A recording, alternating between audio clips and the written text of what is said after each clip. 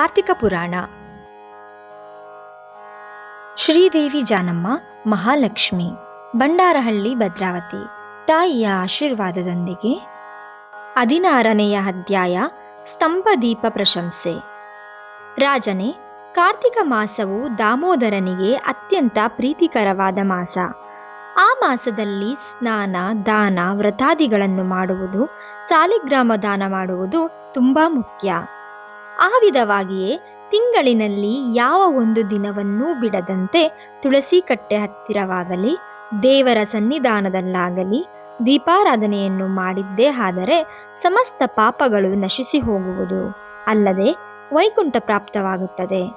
ಕಾರ್ತಿಕ ಶುದ್ಧ ಹುಣ್ಣಿಮೆಯ ದಿನ ನದಿ ಸ್ನಾನವನ್ನು ಮಾಡಿ ಭಗವಂತನ ಸನ್ನಿಧಿಯಲ್ಲಿ ಧೂಪ, ದೀಪ, ನೈವೇದ್ಯಗಳಿಂದ ದಕ್ಷಿಣೆ, ತಾಂಬೂಲಾದಿಗಳನ್ನು, ನಾರಿಕೆಳ ಫಲದಾನವನ್ನು ಕೊಟ್ಟರೆ ಚಿರಕಾಲದಲ್ಲಿ ಸಂತಾನವಿಲ್ಲದವರಿಗೆ ಪುತ್ರ ಸಂತಾನವಾಗುತ್ತದೆ. ಈ ಮಾಸದಲ್ಲಿ ಧ್ವಜಸ್ತಂಭದಲ್ಲಿ ಆಕಾಶ ದೀಪವನ್ನಿಟ್ಟವರು ವೈಕುಂಠದಲ್ಲಿ ಸಕಲ ಭೋಗಗಳನ್ನು ಅನುಭವಿಸುವರು. ಕಾರ್ತಿಕ ಮಾಸ ಪೂರ್ತಿ ಆಕಾಶ ದೀಪವಾಗಲಿ ಸ್ತಂಭ ದೀಪವಾಗಲಿ ಇಟ್ಟು ನಮಸ್ಕರಿಸಿದ ಸ್ತ್ರೀ ಪುರುಷರಿಗೆ ಸಕಲ ಐಶ್ವರ್ಯಗಳು ಉಂಟಾಗಿ ಅವರ ಜೀವನ ಆನಂದದಾಯಕವಾಗುತ್ತದೆ. ಆಕಾಶ ದೀಪವನ್ನು ಇಡುವವರು ಶಾಲಿಧಾನ್ಯವಾಗಲಿ ಭತ್ತ, ಎಳ್ಳಾಗಲಿ ಹಣತೆಯ ತಳದಲ್ಲಿ ಹಾಕಿ ದೀಪ ಇಡಬೇಕು.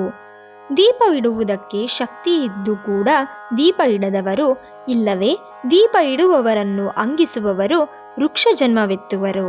ಇದಕ್ಕೊಂದು ಕತೆ ಇದೆ, ಹೇಳುತ್ತೇನೆ ಕೇಳುವಂತವರಾಗಿ. ದೀಪಸ್ತಂಭವು ವಿಪ್ರನು. ಋಷಿಗಳಲ್ಲಿ ಅಗ್ರಗಣ್ಯರೆಂದು ಹೆಸರಾದ ಮಾತಂಗ ಮಹಾಮುನಿಗಳು ಒಂದು ವನದಲ್ಲಿ ಆಶ್ರಯವನ್ನು ನಿರ್ಮಿಸಿಕೊಂಡು ಅದಕ್ಕೆ ಸಮೀಪದಲ್ಲೇ ಒಂದು ವಿಷ್ಣು ಮಂದಿರವನ್ನೂ ಸಹಿತ ನಿರ್ಮಿಸಿ ನಿತ್ಯ ಪೂಜೆ ಮಾಡುತ್ತಿದ್ದರು. ಕಾರ್ತಿಕ ಮಾಸದಲ್ಲಿ ಆ ಆಶ್ರಮದ ಸುತ್ತಮುತ್ತಲಿದ್ದ ಋಷಿ ಮುನಿಗಳು ಕೂಡ ಬಂದು ಪೂಜೆ ಸಲ್ಲಿಸುತ್ತಿದ್ದರು.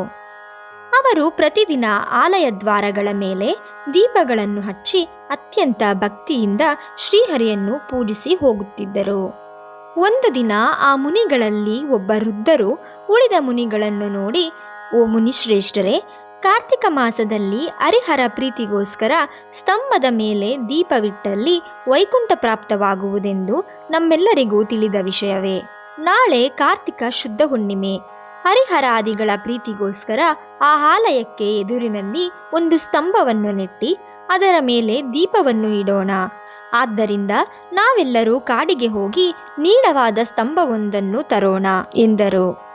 ಎಲ್ಲರೂ ಸಂತೋಷಭರಿತರಾಗಿ ಕಾಡಿಗೆ ಹೋಗಿ ಡೊಂಕು ಸೀಳುಗಳಿಲ್ಲದ ಸೊಗಸಾದ ಒಂದು ದೊಡ್ಡ ಮರವನ್ನು ಕಡಿದು ಅದನ್ನು ಹೊತ್ತು ತಂದು ದೇವಸ್ಥಾನದಲ್ಲಿ ಸ್ವಾಮಿಗೆ ಎದುರಾಗಿ ನೆಟ್ಟರು. ಅದರ ಮೇಲೆ ಶಾಲಿಧಾನ್ಯವನ್ನಿಟ್ಟು ಹಸುವಿನ ತುಪ್ಪದಿಂದ ತುಂಬಿದ ದೀಪವನ್ನು ಅದರ ಮೇಲಿಟ್ಟು ಅದರೊಳಗೆ ಬತ್ತಿ ಹಾಕಿ ದೀಪ ಹಚ್ಚಿದರು.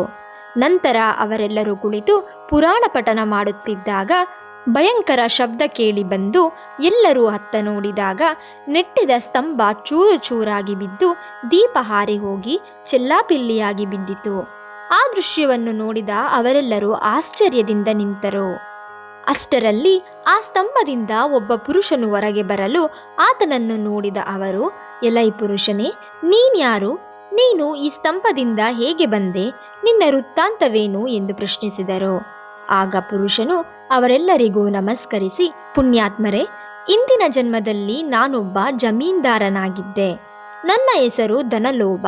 ನನಗೆ ತುಂಬಾ ಐಶ್ವರ್ಯವಿದ್ದುದರಿಂದ ಮದಾಂಧನಾಗಿ ನ್ಯಾಯ ಅನ್ಯಾಯ ವಿವೇಕವಿಲ್ಲದೆ ಪ್ರವರ್ತಿಸುತ್ತಿದ್ದೆ. ದುರ್ಬುದ್ಧಿಯಿಂದ ವೇದಾಧ್ಯಯನ ಮಾಡದೆ, ಶ್ರೀಹರಿಯನ್ನು ಪೂಜಿಸದೆ, ದಾನ ಧರ್ಮಗಳನ್ನೂ ಮಾಡದೆ ಒರಟಾಗಿ ನಡೆದುಕೊಳ್ಳುತ್ತಿದ್ದೆ. ನಾನು ನನ್ನ ಪರಿವಾರದೊಂದಿಗೆ ಕುಳಿತಿದ್ದ ಸಮಯದಲ್ಲಿ ಬ್ರಾಹ್ಮಣರು ಬಂದು ನನ್ನನ್ನು ಆಶ್ರಯಿಸಿದರು. ಅವರಿಂದಲೇ ನನ್ನ ಕಾಲುಗಳನ್ನು ತೊಳೆಸಿ ಆ ನೀರನ್ನು ತಲೆಯ ಮೇಲೆ ಹಾಕಿಕೊಳ್ಳುವಂತೆ ಹೇಳಿ ನಾನಾ ರೀತಿಯಲ್ಲಿ ಮಾತನಾಡಿ ಕಳುಹಿಸುತ್ತಿದ್ದೆ. ಉನ್ನತ ಆಸನದಲ್ಲಿ ಕುಳಿತ ನಾನು ಅತಿಥಿಗಳನ್ನು ನೆಲದ ಮೇಲೆ ಕೂರುವಂತೆ ಹೇಳುತ್ತಿದ್ದೆ. ಮಹಿಳೆಯರನ್ನು, ಮಕ್ಕಳನ್ನು ತೀರಾ ಹೀನಾಯವಾಗಿ ನೋಡುತ್ತಿದ್ದೆ. ಎಲ್ಲರೂ ನನ್ನ ವರ್ತನೆಗೆ ಎದುರುತ್ತಿದ್ದರೆ ಹೊರತು ನನಗೆ ಯಾರೂ ಬುದ್ಧಿವಾದ ಹೇಳುತ್ತಿರಲಿಲ್ಲ. ನಾನು ಮಾಡುವ ಪಾಪ ಕೃತ್ಯಗಳಿಗೆ ಮಿತಿಯೇ ಇರಲಿಲ್ಲ. ದಾನ ಧರ್ಮಗಳು ನನಗೆ ಗೊತ್ತಿಲ್ಲ. ಇಷ್ಟು ಕೆಟ್ಟವನಾಗಿ ಪಾಪಿಯಾಗಿ ಅವಸಾನ ದಶೆಯಲ್ಲಿ ಸತ್ತು ಹೋಗಿ ಘೋರ ನರಕವನ್ನು ಅನುಭವಿಸಿ 1,00,000 ಜನ್ಮಗಳಲ್ಲಿ ನಾಯಿಯಾಗಿ 10,000 ಜನ್ಮದಲ್ಲಿ ಕಾಗೆಯಾಗಿ 5,000 ಜನ್ಮದಲ್ಲಿ ಹಲ್ಲಿಯಾಗಿ ಮತ್ತೆ 5,000 ಜನ್ಮದಲ್ಲಿ ಸಗಣಿ ಹುಳುವಾಗಿ ನಂತರ ವೃಕ್ಷ ಜನ್ಮವೆತ್ತಿ ದಟ್ಟ ಕಾಡಿನಲ್ಲಿದ್ದು ಕೂಡ ನಾನು ಮಾಡಿದ ಪಾಪಗಳನ್ನು ಕಳೆದುಕೊಳ್ಳಲಾರದೆ ಹೋದೆ. ಇಷ್ಟು ವರ್ಷಗಳಿಗೆ ನಿಮ್ಮ ದಯೆಯಿಂದ ಸ್ತಂಭವಾಗಿದ್ದ ನಾನು ಮನುಷ್ಯ ರೂಪವನ್ನು ತಾಳಿ ಜನ್ಮಾಂತರ ಜ್ಞಾನಿಯಾದೆ. ನನ್ನೆಲ್ಲ ಕರ್ಮವನ್ನು ನಿಮಗೆ ತಿಳಿಸಿದ್ದೇನೆ, ನನ್ನನ್ನು ಕ್ಷಮಿಸಿರಿ ಎಂದು ಬೇಡಿಕೊಂಡ. ಆ ಮಾತುಗಳನ್ನು ಕೇಳಿದ ಮುನಿಗಳು ಆಶ್ಚರ್ಯಪಟ್ಟು, ಕಾರ್ತಿಕ ಮಾಸ ಮಹಿಮೆ ಅದೆಷ್ಟು ಉನ್ನತವಾದುದು, ಅಷ್ಟೇ ಅಲ್ಲದೆ ಕಾರ್ತಿಕ ಶುದ್ಧ ಹುಣ್ಣಿಮೆ ಮಹಿಮೆ ವರ್ಣಿಸಲು ಸಾಧ್ಯವಿಲ್ಲ. ಕಲ್ಲು ಮರ ಸ್ತಂಭಗಳೂ ಕೂಡ ನಮ್ಮ ಕಣ್ಣುಗಳ ಮುಂದೆ ಮುಕ್ತಿ ಪಡೆಯುತ್ತಿವೆ.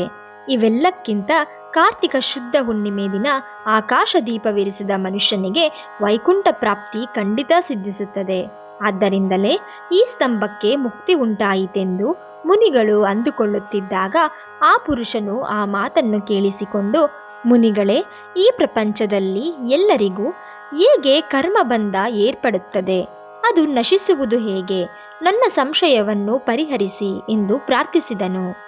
ಅಲ್ಲಿದ್ದ ಮುನೀಶ್ವರರೆಲ್ಲರೂ ತಮ್ಮಲ್ಲಿ ಒಬ್ಬನಾದ ಅಂಗೀರಸ ಮುನಿಯೊಂದಿಗೆ, ಸ್ವಾಮಿ, ನೀವೇ ಈತನ ಸಂಶಯವನ್ನು ನಿವಾರಿಸಲು ಸಮರ್ಥರು, ಈ ಬಗ್ಗೆ ವಿವರಿಸಿ ಹೇಳಿರೆಂದು ಕೋರಿದರು.